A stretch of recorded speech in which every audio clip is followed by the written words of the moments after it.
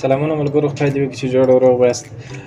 یو مشکل په موبایلانو کې سته، لکه ای 450 موبایلان یا ای 410 او ځینې نور موبایلان هم. نو دلته یو دا مشکل دی چې دغه درې حصیانې پرله پسې لري. یوه خو یې دا عمومي د چارج حصې ده، چې وظیفه یې د چارج و هغه بعضې شیان مربوط چې په دې پسې کېږي، نو هغه دا کنټرولوي.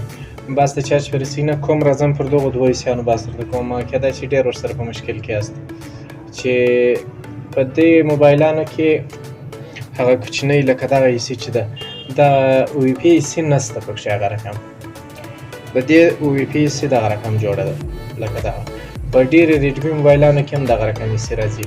د دې طریقه څنګه ده او څنګه یې حل کړو، نن په دې ویډیو کې دا درښیم.